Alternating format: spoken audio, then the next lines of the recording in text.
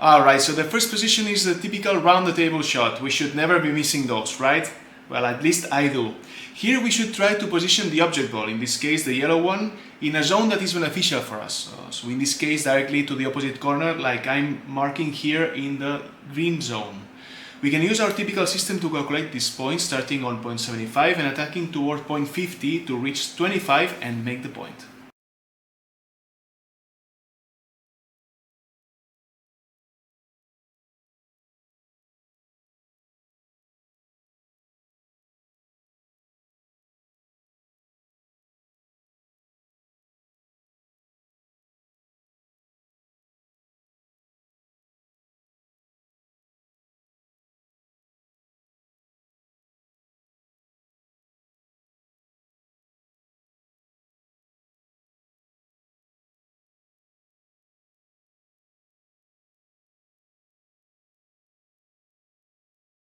This position is quite tricky because the red ball is frozen on the short rail. It's quite risky also to play it on the left side. We can see also that the yellow ball is quite big because we can make the point on the short rail directly and also using the long rail. Therefore, I think that the best option here is to play a low and punch shot on the cue ball, aiming almost full ball on the object ball and look for the typical 50 to 30 trajectory, finally arriving at point 20.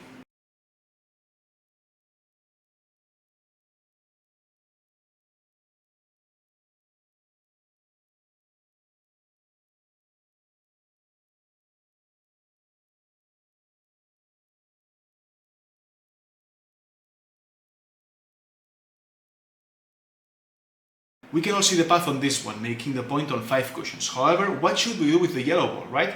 If you play too thin, you'll have a kiss right before making the point. If you otherwise play too thick, the yellow ball will crash into the red one and you will not make the point. If you're lucky, you may, but that's not the idea. In these types of positions where the third ball is around the first diamond of the long rail, the best option is to try and send the object ball right behind the third ball. You make time for your ball to arrive and often you save the kiss.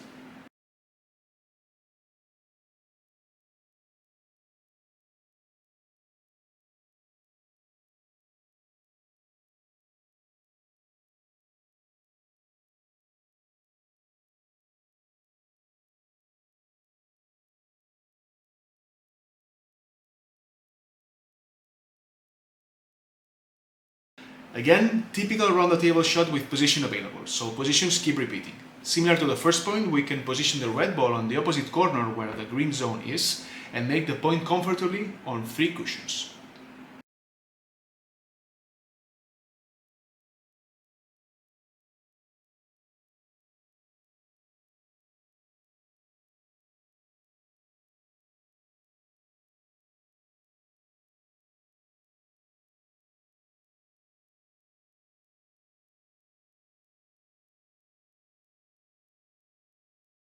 Again, very similar logic to the second point, but in this case the ball is frozen to the short rail, so it's easier in this case. We don't need to play the rebound like previously, but we can apply the logic of the 50 to 40 trajectory that leads to 10 and therefore we make the point through the long cushion.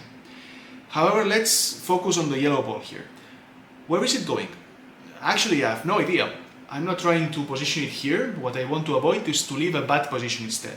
So instead of trying to look for the corner on the green zones like we did before, I'm marking a red zone where the worst position is, which is on the short rail. So ideally we want to make sure that we play a bit quicker, so we are leaving this short rail zone and we are going back to the center of the table.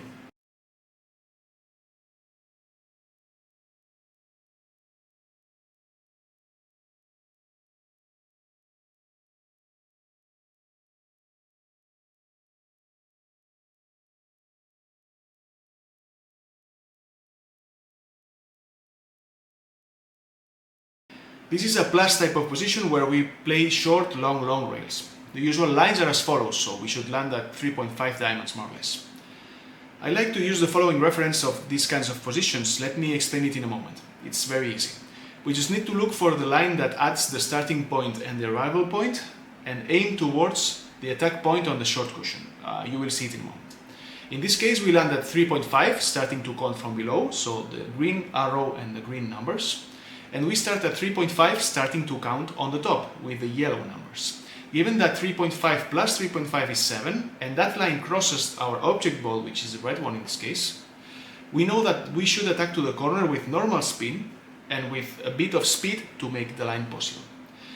I actually have a video on my channel that explains this system in more detail because it's the one that I use and I like it very much, so feel free to have a look at it if you're interested when you're done watching this video.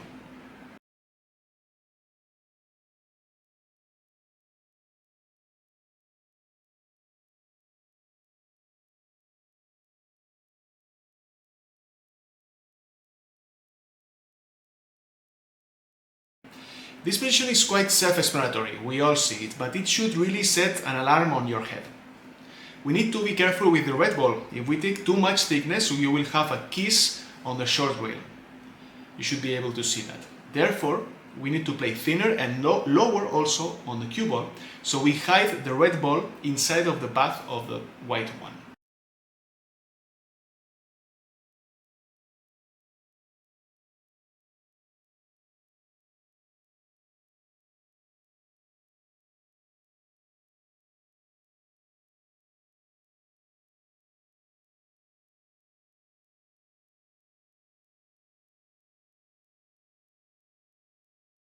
This is another plus type of position where we can use the reference that I showcased before.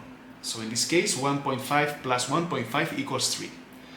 We can, however, see how delicate these positions are, because even if our player Myung-Woo missed the attack point by only 1/4 of a diamond, he almost missed long by half a diamond. Again, same position but playing from the red. In this case, the red ball falls naturally into position for a round the table shot, so we should play with moderate speed.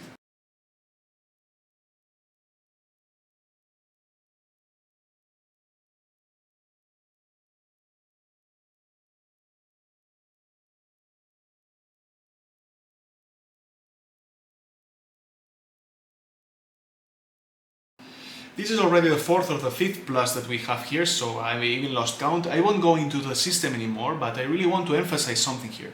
If you're not careful and you play too thick, you can have a kiss on the second cushion.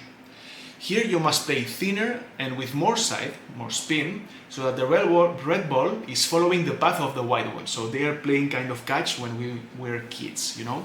This is the best way to avoid the kiss, actually.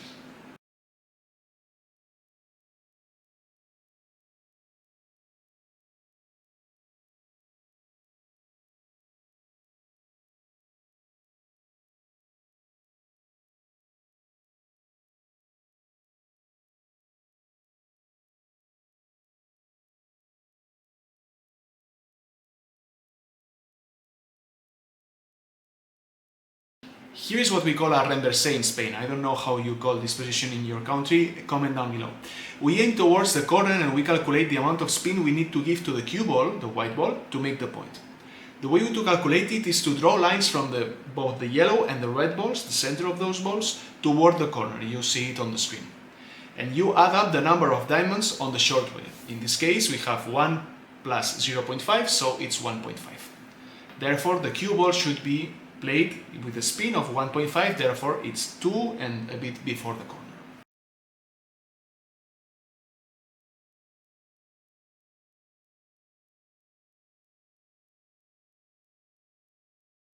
Unfortunately, Myung-Woo didn't give enough spin and he's missing the point. This would be his last inning in this Porto World Cup because his colleague Jung-Han Hyo would finish the game here. Please let me know if the dubs, the audio of these videos are okay and correctly translated. It would help me a lot, and drop a comment below suggesting what type of video you want to see next. Until the next one!